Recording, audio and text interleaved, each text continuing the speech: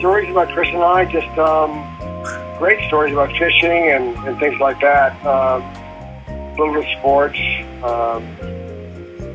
You know, taking him to work when he was really young. He'd go down with me in my Toyota yellow pickup truck with our dog Sammy, and I'd leave him on the dock all day long with hot dogs to fish all day. So he loved that, though. It was a great time for him. Yeah, That was a very, very cool part of him being like maybe 6 or 7 years old. I think, yeah, that was probably that age. Yeah, well, we fished a lot, so you know, there's a lot of fishing stories. Had boats, you know, for a long time, and I taught him to fish. He loved to fish. He still loves to fish, and he would fish, you know, every day if he could, if we had, you know, if he had the ability to do that. But some good stories about us fishing out. Yeah, okay. I was talking about something like double hook fishing, but that's not, I don't remember the story. Anyway, fishing with him one time out of Port Canaveral on our 25-foot well craft, and he used to go out, this is offshore, and we'd go out and fish for, you know, cobia and triple tail off the buoys of Port Canaveral.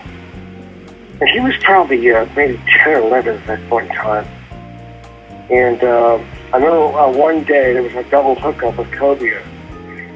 And we were out there at about 10:30, and we were fishing jigs around the buoys. And that's how you catch the cobia. And he hooked up first. And this cobia is pretty large cobia, 20 pounds. And he was 10 years old, and maybe 9 years old. wow. And I was pretty concerned about him being pulled over the boat by fish.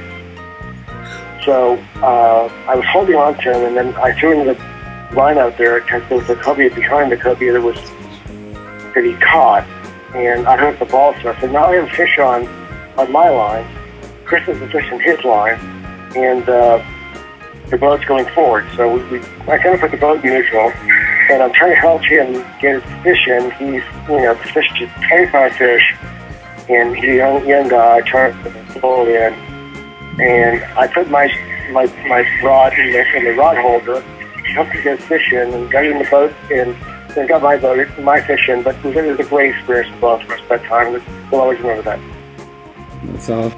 Yeah, that's you know, fishing, like fishing times are great, and you know, down in the Dust of Ghost, bass fishing, and on strong water, and sometimes down to the islands on the west coast, and I'd stand up there with him and get him sand fleas on the west coast, which are great for catching whiting, which is a sort of, you know, little white fish, or not a catfish, but he'd love to get those. We'd stand there all day long, and I'd be out there catching the bait for him, baiting his hook, and he'd throw it out there catching whiting, and you know, those are times where I remember so much about fishing with him. That was the greatest times.